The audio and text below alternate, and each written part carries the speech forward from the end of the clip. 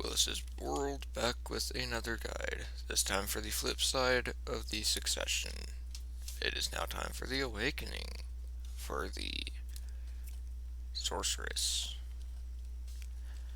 Now, if you can see down there, there's only 3 abilities. I'll explain why in a bit, but what those 3 abilities look like are straightforward. Well, I'll show you what they do first. Blade of Darkness, attack damage 360% times 6, and Blade of Darkness, it's for 936 times 1 hit, 50% accuracy, maximum 10 targets, and it's a counter attack. If something attacks you, this will attack and activate instantly in counter. And it's on a 4-second cooldown, so it's easy to use and easy to get up rather quickly. Now the turn backslash is your generator when it's off of cooldown. It will give you your resource back off of hits, has good crit hit, has enhanced crit hit damage for PvP, and it hits quite a few times. All evasion rate drops on last hit attack hits, so there's 5 hits there, so that's a 45% evasion rate drop. It's got bound on it, which bound really isn't that useful, but it's there. And then you got your swirling darkness, increases your accuracy rate, hits quite a few times, has a bit of crit chance, pulls in targets for a single hit in PvE, floating in PvE, super armor during the skill regardless, down smash and down attack. And then the skill that I spam between usage of those is the Dead Hunt back left.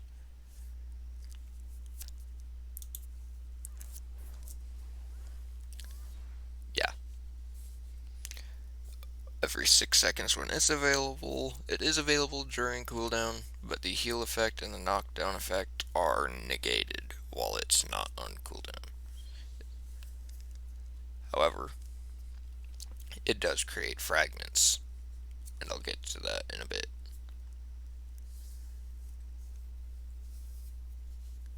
So, you got Dead Hunt, you got Turn Backslash, you got Swirling Darkness, and you got Blade of Darkness. You can combine that with other things if you want. You can add the flow to it if you really want, but the flow I don't really like for the Blade of Darkness, because if you see, Blade of Darkness creates that little drone thing. You can have up to 2 of those out at a time because it's a short cooldown, and those last about, I want to say, like 7 seconds. There is going to be a duration you can only have 1, but there's a good duration that you have 2 up. But the issue is, Cry of Darkness will just detonate those and get rid of them.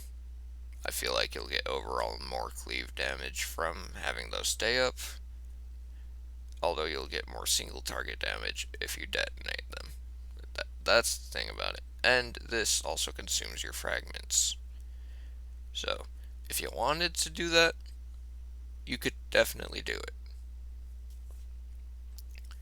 It's fragment consumption, it does extra damage, it's not a bad skill, but it takes away some of the damage from this skill to do that damage. So, yeah, but the skill rotation, you got the healing from Dead Hunt. You can skill add on healing into the other skills, but this skill rotation is, oh, come on. The skill rotation here is ridiculously fast.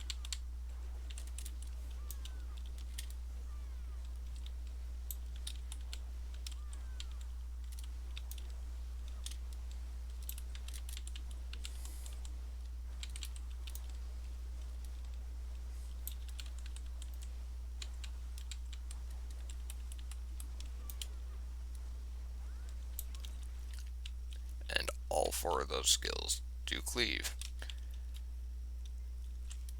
It's a good rotation, it's a good awakening, but like I said, there will be a third video of this, combining the two, because this is a kit. You'll see why you want to combine them. It does some nasty shit. But that is it for the Awakening, and that is Willis's World, signing out on the Sorceress.